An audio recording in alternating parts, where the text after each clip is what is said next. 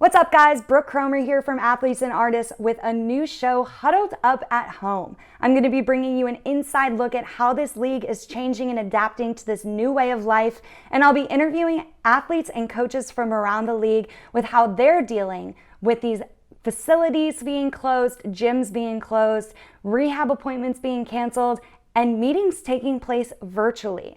This league has to be ready for a 2020 season whenever that may be, and we are going to get an inside look at how these teams are going to be prepared right here, huddled up at home. Well, in honor of draft week, I thought that it was perfect to have a 2020 NFL draft prospect. So I am joined today by Kentucky's linebacker, Kash Daniel. Kash, thank you for joining me. How are you? Oh, I'm great. I'm doing great. Thank you for having me. Yeah, well, let's kick it off. First of all, other than draft preparation, what are you doing to keep yourself busy during this crazy time? A lot of turkey hunting, a lot of turkey hunting, bass fishing. That's about it. That's I about kind of all you can figured. do. I Yeah, that's figured about that all was you going can to do. be the answer. Just enjoying that Yeah. outdoors and everything. Hey, it's the perfect time to get into the outdoors. You can't go hardly anywhere else. You can't go eat dinner, with your friends. You can't go to the movies. You can't go.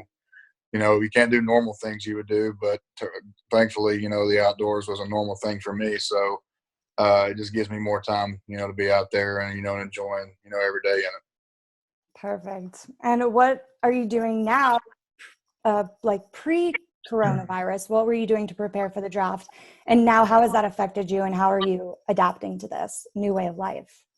Well, a lot of us, not a lot of us, about six of us that graduated in this year's class from UK, we came back to UK to train for our pro day, and let our strength conditioning coaches work us out for that because I might be a little biased, but I think they're one of the two best strength coaches in the nation, and Coach Ed and Coach Hill. They're both head strength conditioning coaches, but they kind of it's like they're head strength conditioning coaches. Coach Hill got here when I first got here in 2016 when I graduated high school early in the spring or in the fall, and got here in the spring. And he came from Indiana where he was the head strength coach there. And Coach Ed was his coach when they played, and so they have a great relationship and they feed off each other well, and it made working out. It was hard, like we got after it every day, but it made a lot of fun too because those are the guys that you spend so much time with.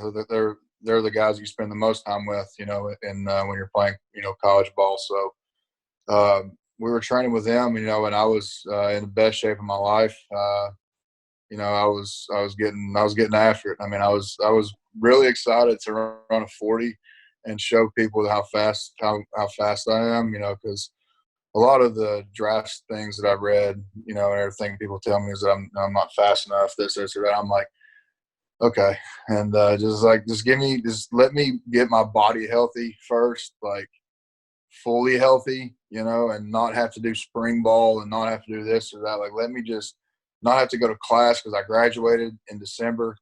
So I'm like, I'll like literally all I'll have to do is wake up, eat, like literally do whatever I want to do to be healthy, and that was having that extra time, was so beneficial to me and for my body because I could get up, eat a good breakfast, go in, get my treatment before we work out, go kill it with Coach Ed and Coach Hill, come back and get ice tub therapy, whatever I need with our great, training staff there we have at UK, and go home, eat a healthy meal, and go bass fish. It was life for me. That was, if I could do that every day, hey man, I'm good with it.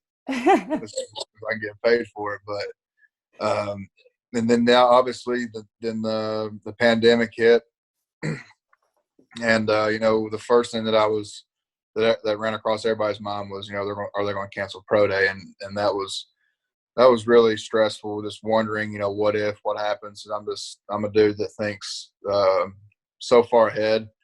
I think that's one of my flaws in life is that I don't live in the present too much. I look, 30 feet ahead. My dad always told me to look at the 30,000 30-foot view of life instead of the 30-foot view. So I'm always planning ahead, of what happens. And so it kind of, scared me of like, what was this going to happen if I don't get this opportunity? But ultimately they ended up canceling it. And, you know, a lot of guys, including myself, you know, we were let down. But at the end of the day, looking back on it, I mean, yeah, I was pretty pissed off about it. You know, I was saying this or that to my dad and whoever, just ranting and raving, you know, because I just felt like I got robbed of an opportunity, you know, that I've worked my whole life for, you know, to get in front of those scouts and show that, you know, that I can run a fast 40, that I'm good in drills, and that I'm better than even with my game tape. You know, it's just a verification that I can play in that league,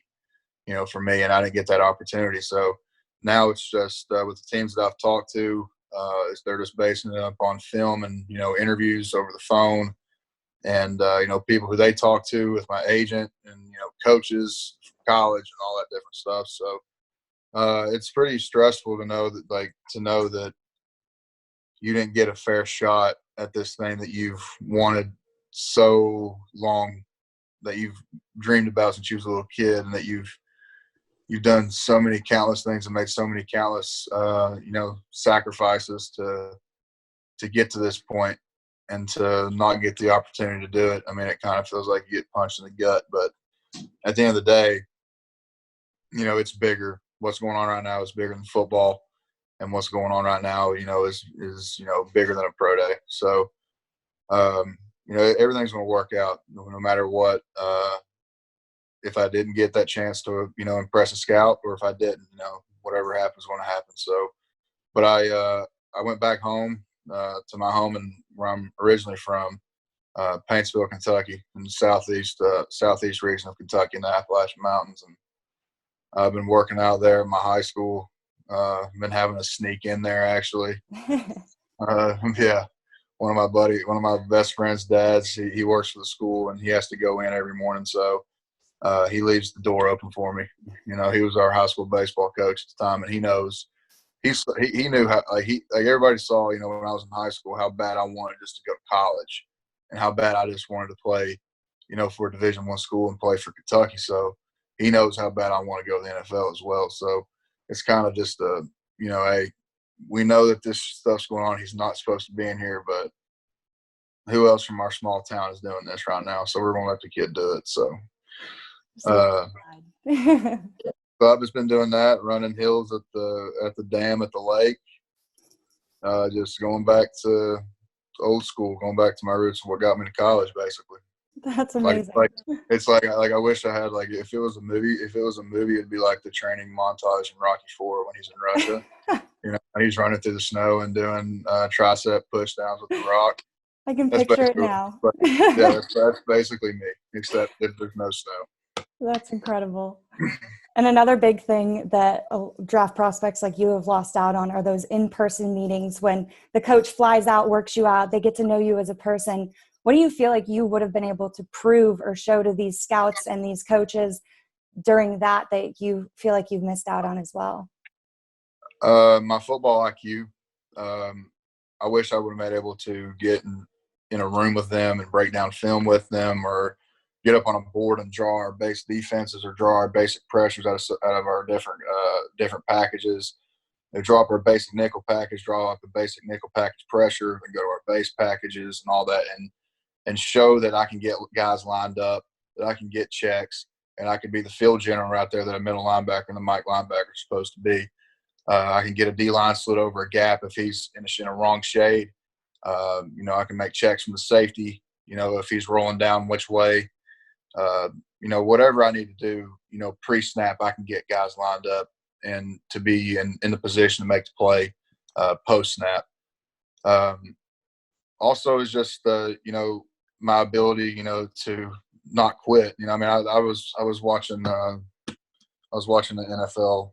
I was watching NFL Network the other day, and I was watching one of those football lives, and I can't remember who it was, but they said, "Well, keep working him out." You know, they wanted to work him out hard to test his, you know, test his work ethic, and because they knew he's a great player, they just didn't know if he could, you know, could work through adversity or not. And he said that they put him through the hardest workout they ever put any draft prospect through, and that he just kept coming back for more. Like, just would not quit, would not do anything, asked for more. Like, that would have been me. Like, I would have been like I'm not going to quit. You know, I mean, I may slip and fall once or twice, and it may not be perfect, but it's going to be, good enough for you to say, hey, I want this kid on my team, and he's not going to quit. He's got a great attitude, and he's going to be a valued asset to this organization. So I just missed out on that, but over the phone, I've had really good conversations, with teams of explaining our defense and what